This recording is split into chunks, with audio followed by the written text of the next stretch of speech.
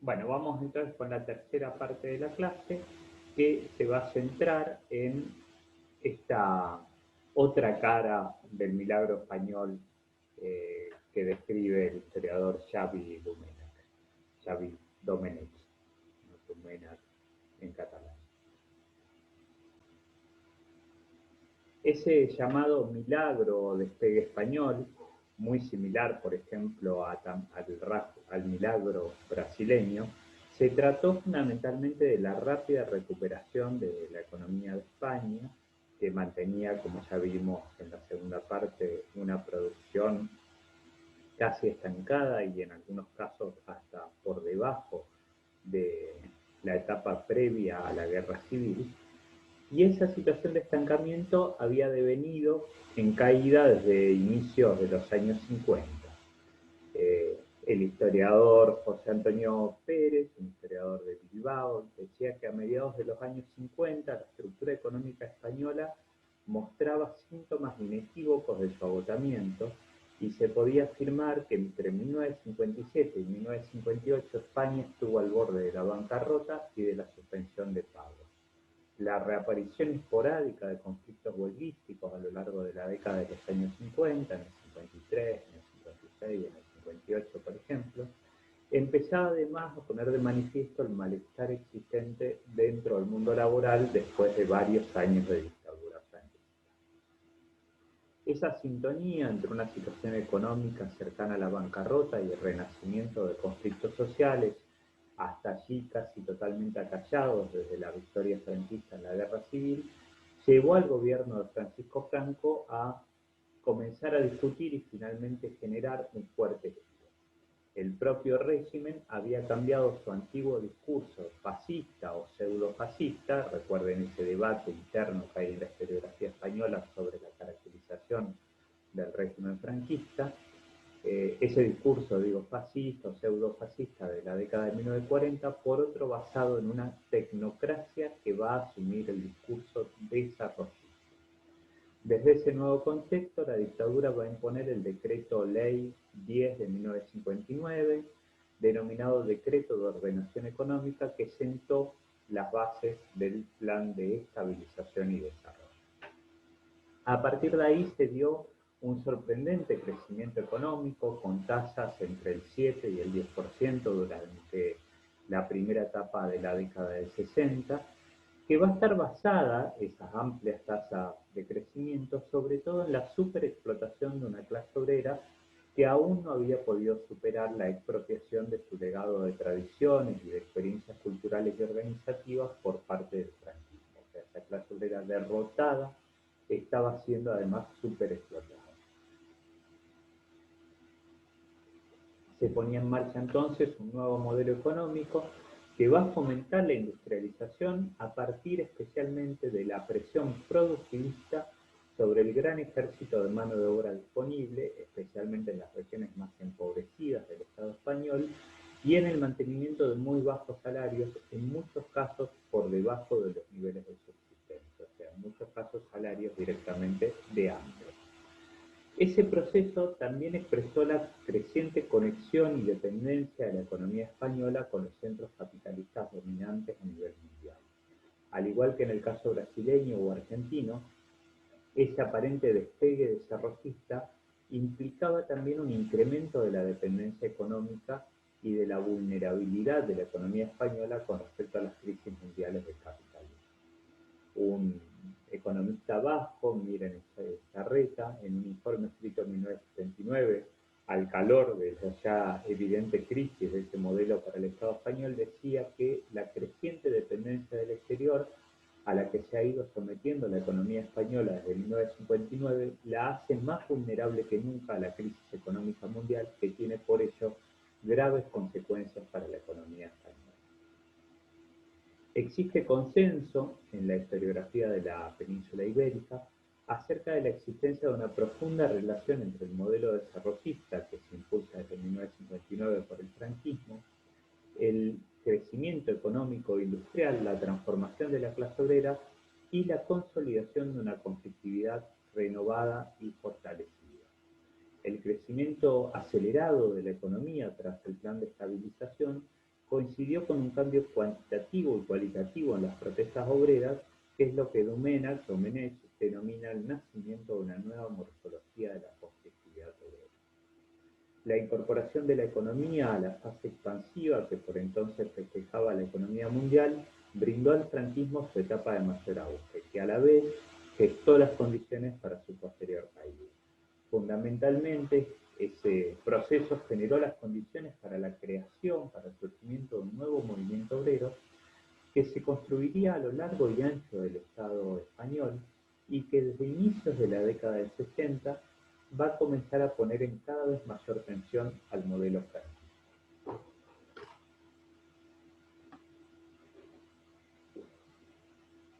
El desarrollismo español tuvo su pilar clave en la profundización de la explotación y los consiguientes aumentos de la productividad de los trabajadores en el marco de un modelo de gobierno fuertemente represivo que parecía garantizar la persistencia del disciplinamiento absoluto de la clase obrera. Esto sin desconocer la relevancia que tuvieron como factores que también ayudaron al despegue, la ampliación de la apertura y liberalización de la economía española, el creciente desarrollo del turismo y las remesas provenientes de los obreros emigrados en los duros años previos, emigrados especialmente a otros países europeos, pero en algunos casos también a América, que enviaban significativos flujos de dinero para sus familias que se habían quedado en muchos casos en España. Domenech destaca como rasgo específico de la formación de la clase obrera en el Estado español, al menos dentro del marco europeo, una abrupta superposición de etapas y una celeridad muy importante del proceso histórico que vivenciaba. Se formó una nueva clase obrera que atravesó rápidamente diferentes momentos históricos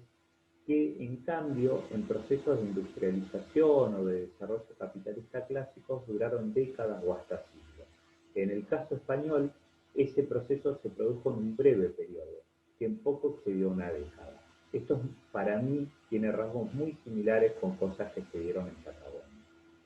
Este es un rasgo que, como lo destacamos, se hace aún más evidente en los territorios donde se instalaron polos de desarrollo, lo vamos a ver mejor en clases posteriores,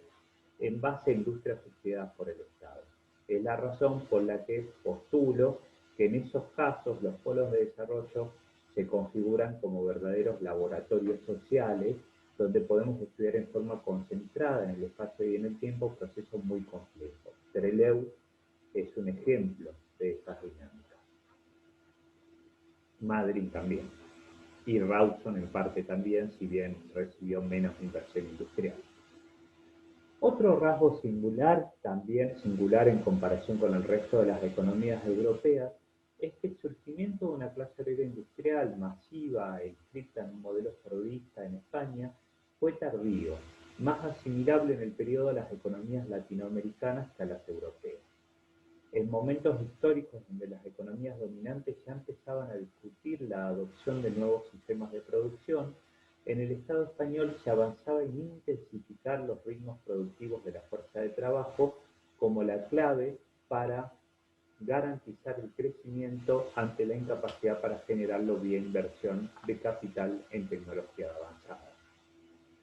La medición y control de todos los movimientos, la mayor división del trabajo y la búsqueda de eliminar cualquier instante de descanso durante la jornada laboral aparecían como las llaves para el camino hacia una España que se transformaría en una potencia industrial y en una economía desarrollada y europeizada. Todo eso se haría sobre la base de la superexplotación de una clase obrera que aún mantenía una importante reserva de trabajadores disponibles en el campo español y de un modelo gubernamental que pretendía sostener las disciplinas sin fisura de esa clase. Estos dos rasgos también serán claves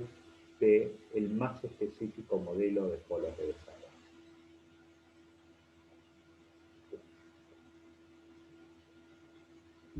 Es interesante destacar que aquí, al igual que pasó en el caso brasileño y en el argentino, cuando fueron comandadas por las Fuerzas Armadas, también aparecía permanentemente por parte del discurso franquista la idea o el sueño o la promesa de transformar España en una potencia mundial, como en el caso de España lo había sido el siglo anterior. Quizás por eso con alguna mayor opción de realidad que para los países latinoamericanos. Así lo destacaba Fournier, un economista de origen francés que estudió especialmente Andalucía, enalteciendo el proceso al mismo tiempo que señalaba sus oscuras bases de sustentación. Fournier decía, la España subdesarrollada de los años 60 al 65, en efecto, ha llegado a ser en 1975 la 10ª potencia económica mundial y la 5ª de Europa. Las divisas procedentes del turismo, de millares de trabajadores emigrados en los países vecinos, de las enormes inversiones extranjeras, 2.000 millones de dólares en 1974, han permitido el financiamiento de la industrialización del país que fue, al comienzo, facilitada por los bajos salarios nacionales. La nueva clase obrera que se fue conformando también articuló un nuevo movimiento obrero, con organizaciones sindicales que comenzaron a estructurarse justamente durante los últimos años del régimen franquista y en el marco del desarrollo. Junto a eso, se produjo la aparición de la cultura del consumo de masas, que comenzó a cuestionar, al menos potencialmente, esa identidad obrera apenas en formación desde el culto al individualismo que siempre genera el consumo. La superposición entonces de etapas y la celeridad del proceso histórico analizado se hace aquí bastante evidente. El fordismo se estaba imponiendo al mismo tiempo que comenzaban a expresarse las primeras propuestas de gestión postfordistas para España desde fines de los 70. Eso también puede observarse en la rápida ruptura de un modelo de gobierno que parecía avanzar hacia lógicas de un estado de bienestar y que raudamente mudaba hacia rasgos propios del neoliberalismo. La creación de esta nueva clase obrera no fue un proceso simple ni exento de dolores. De hecho, el marco de origen fue el desplazamiento casi forzoso de alrededor de 6 millones de personas, imagínate ese enorme cambio, que migraban de una región de España a otra o afuera del país en desesperada búsqueda por mejorar sus condiciones de vida, lo que en muchos casos significaba escapar del hambre. Fundamentalmente se produjo un enorme trasvasamiento de aquella población que aún permanecía ligada a economías campesinas de autosubsistencia y por lo tanto con fuertes rasgos no capitalistas, a una economía plenamente asalariada y urbanizada. En pocos años, la población española pasó a ser fundamentalmente urbana y asalariada. Este proceso de concentración se dio en una doble tendencia, reflejada en la concentración en los centros industriales tradicionales, como Cataluña, País Vasco y Madrid, y también en los enclaves urbanos de cada región, especialmente a aquellos vinculados con programas de polos desarrollistas. Domenech evidencia con estas cifras la magnitud de la transformación. Los trabajadores del campo habían pasado de ser un 48,5% de la población activa en 1950 a un 10% en 1975. A su vez, los trabajadores industriales habían incrementado de un 27,4% en 1950 a un 48,4% en 1975. Es un cambio monumental, ¿sí? Rapidísimo además. Es interesante la afirmación del autor en torno a que el Estado español era por primera vez una realidad industrial, urbana y básicamente obrera al final del periodo de crecimiento. Esa presencia de la clase trabajadora será el factor clave para poner en crisis el franquismo como modelo de gobierno viable para el capitalismo.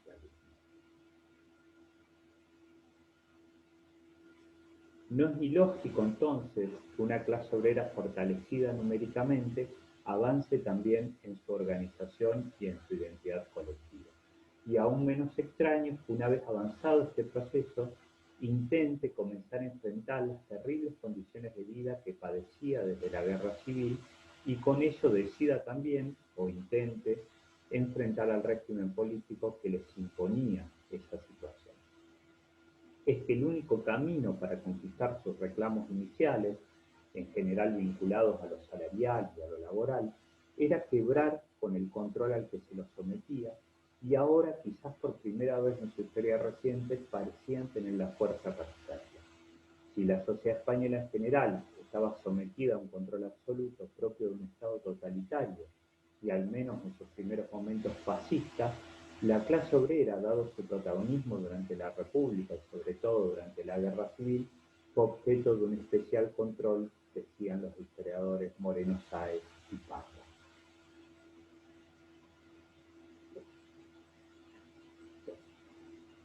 La nueva conflictividad obrera comenzó a partir de luchas ante la realidad de sueldos sumamente reducidos, que además se veían depreciados por la permanente inflación. No sé si les suena. Esta situación atacaba a la familia obrera en su totalidad y los conflictos comenzaron a visibilizarse con cada vez mayor frecuencia desde inicios de los años 50. Hacia fines de esa década, en las minas asturianas, aparecieron los primeros indicios de conformación de una comisión obrera. Se trató de una herramienta de negociación de ese conflicto particular, pero a la vez evidenció la posibilidad plasmada en la posterior conformación de comisiones obreras. Es destacable la evidencia de la sincronía entre la conformación de esta clase obrera y el surgimiento de una nueva forma de conflictividad, con el proceso de cambio y crecimiento económico propio del desarrollismo y la aparente consolidación,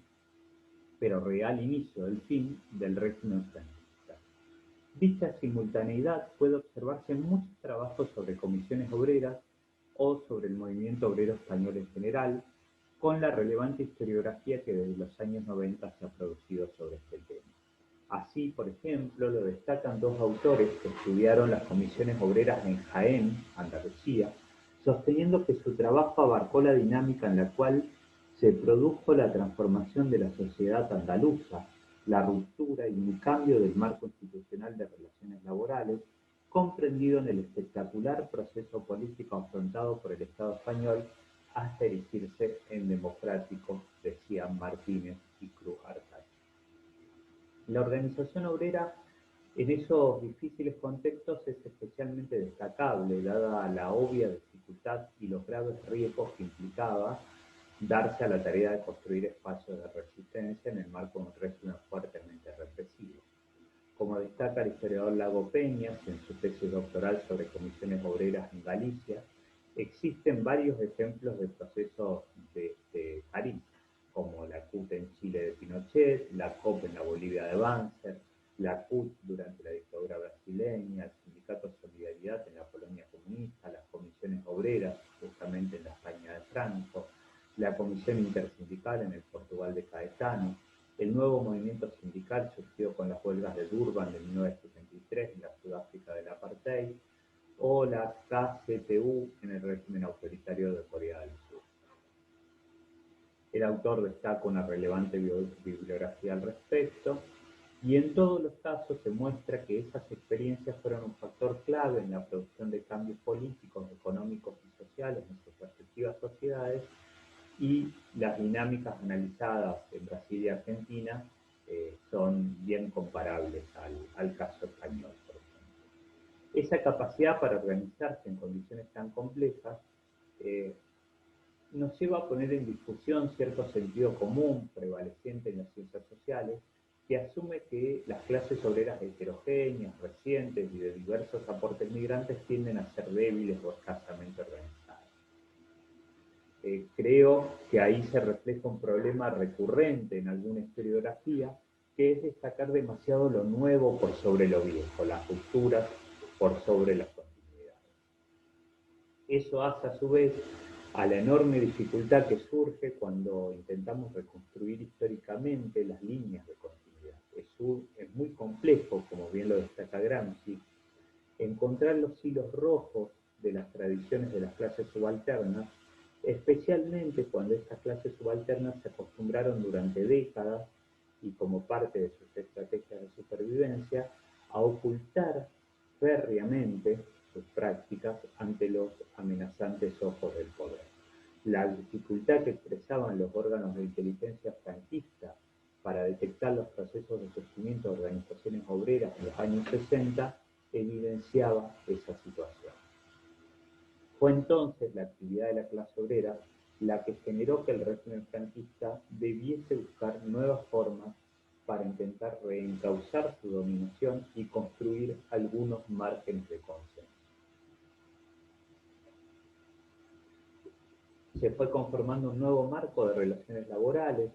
necesario para imponer el modelo desarrollista en curso, pero que a su vez era expresión de la acción conflictiva de los operarios. Esas modificaciones llevaron progresivamente a la posterior crisis y caída del propio régimen. La interrelación entonces entre cambios económicos y procesos de lucha social se hizo evidente en el año 1956 cuando se produjo una ola de protesta, especialmente en el norte de España y en Cataluña, a partir de la cual el gobierno decretó un aumento salarial con la cual por fin se recuperaban los niveles salariales anteriores a la guerra, 20 años después, y se lanzaban los primeros pasos hacia la conformación del modelo de polos de desarrollo. Ahí también puede destacarse otra sintonía. La aparición de dicho modelo albergaba en su seno la expresa intencionalidad de descomprimir la conflictividad obrera a través de descentralizar las industrias, de dividir el movimiento obrero y de crear nuevas fracciones de clase a las que se buscaría controlar y encorsetar ideológica y organizativamente desde su misma génesis. La relación entre industrialización, crecimiento económico y represión del movimiento obrero, que consideramos constitutiva de los modelos desarrollistas, se reforzaba en un régimen que planteaba una alianza de facto entre el empresariado y el Estado, por la cual los empresarios aparecían como representantes directos del franquismo, en tanto solían ser respaldados por todo el aparato estatal ante cualquier conflicto laboral. Así es que el industrial parecía siempre personificar la representación del régimen y la figura del obrero articulaba constantemente la amenaza potencial de la subversión. Si el llamado Plan de Estabilización se inicia en 1959, destacado por diversos autores como el comienzo formal del desarrollismo en España, el impulso expreso a los modelos de polos de desarrollo se estrenó en 1964. Para nosotros ese plan, de hecho, hay algunos autores que hablan también de que empieza antes el modelo de polos de desarrollo, pero para nosotros esos factores previos se ubicaban en el marco de una política de autarquía económica, ¿no? Propia de las primeras fases del franquismo, como vimos en la segunda parte de esta clase, y no propia ya del desarrollo.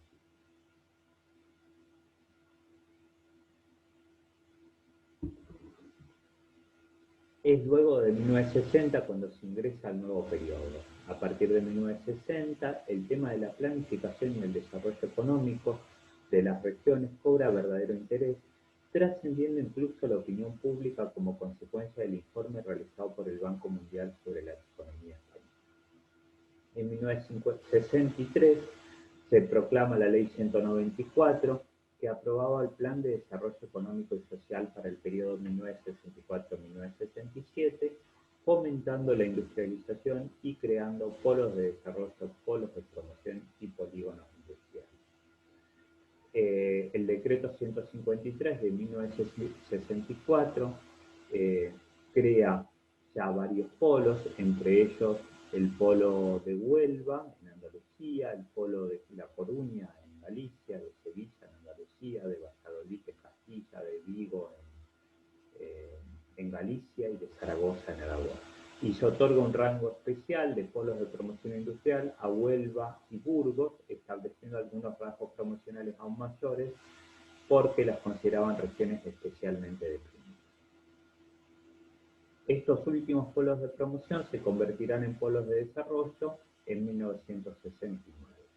Más tarde se habilitarían proyectos similares en otras regiones como Granada, Córdoba, Oviedo, Logroño, también en Asturias y Villa García de Lourdes.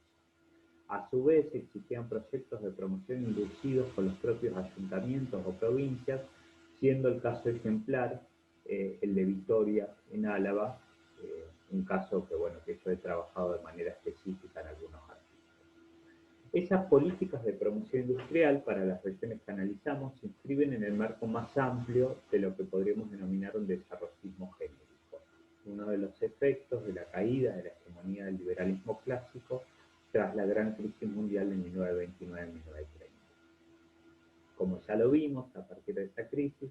ganaron peso las ideas sostenidas por un conjunto de economistas que cuestionaban la receta ortodoxa de la intervención del Estado. Entre esos heterodoxos se destacó la influencia de John Maynard Keynes, cuya propuesta económica se basaba en la necesidad de un Estado que interviniese en forma directa en la economía buscando generar efectos contracíclicos, y fue uno de los sustentos de las iniciativas desarrollistas.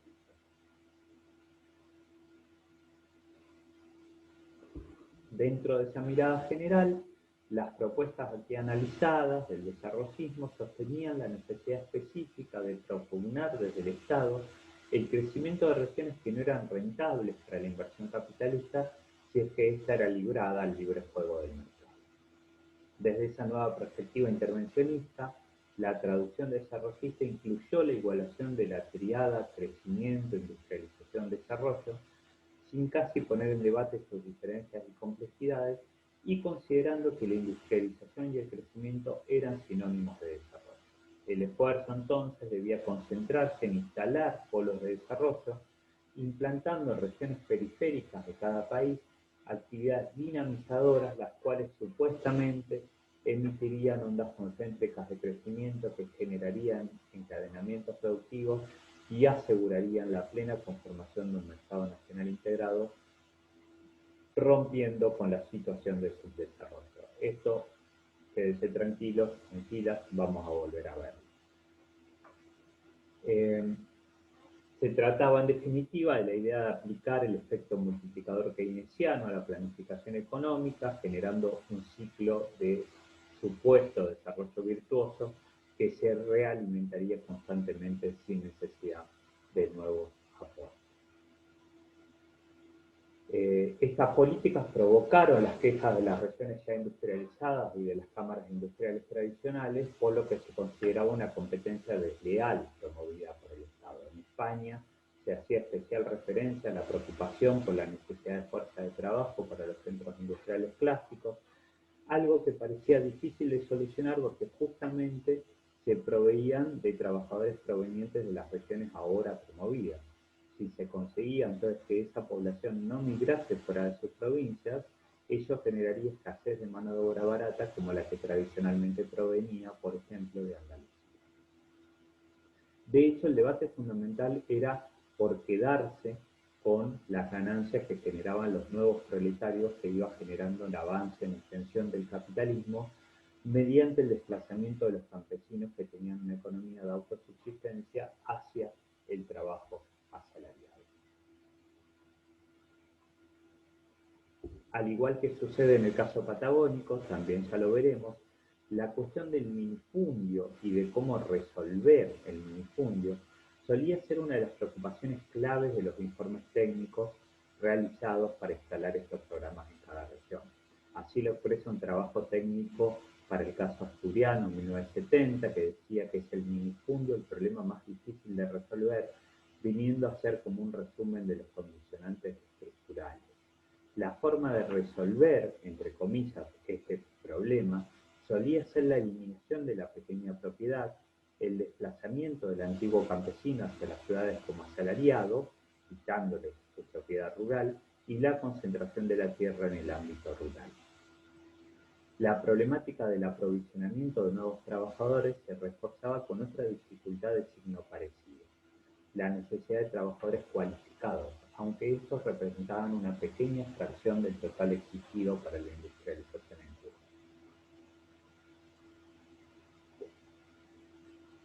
Es así que aún en los modelos de planificación se hacía permanente referencia a la necesidad de trabajadores y de trabajadores calificados.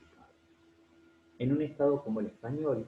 con evidentes diferencias regionales, se destacaba la demanda de una planificación regional del crecimiento. El temor fundamental era que la concentración de recursos y trabajadores en unas escasas regiones podía llevar a un crecimiento desordenado que además produjese peligrosas concentraciones obreras e industriales que pusiesen en crisis al régimen franquista. Por eso era necesario promover el desarrollo de las regiones más deprimidas y evitar que se siguiesen desarrollando las regiones más industriales y con un movimiento obrero más potente. Todo esto se intentó, pero no fue exitoso. El franquismo finalmente cayó, aunque cayó, como ya lo dije, con la muerte de Franco en su propia casa, no por una rebelión obrera exitosa. En el caso español, a diferencia de lo sucedido en Argentina y Brasil, el discurso legitimador de estos proyectos no hizo referencia a la necesidad de garantizar la soberanía en regiones potencialmente en disputa con otros países u otras potencias. Aquí se afirmaba la necesidad de aportar al desarrollo homogéneo y equilibrado de España, evitando que las diferencias regionales se agravasen y pretendiendo ayudar a las regiones más empobrecidas. Vemos así que estos proyectos tuvieron matrices comunes en distintos países, por ejemplo en Argentina, Brasil y España, por su origen en gobiernos autoritarios y su búsqueda de control social, pero difirieron, entre otras cosas, en sus discursos legitimadores. En España se planteaba esta idea de promover el desarrollo de regiones que habían quedado rezagadas, pero en todos los casos los proyectos implantados desde los gobiernos centrales no tuvieron prácticamente ninguna consulta con las sociedades locales ni registraron articulaciones con las tradiciones y experiencias previas de las regiones implicadas. El hecho de que fuesen calificadas como sociedades subdesarrolladas pareció acarrear consigo que no se las considerase con derecho a decidir su futuro y obviamente aún menos posibilidades o derechos a opinar tenían los trabajadores de esa región. No les quedaría otra opción a esas obreras y obreros que ganarse ese derecho a través de la lucha y la organización. Bueno, hasta acá llegamos y esta es la tercera y última parte de la clase de hoy.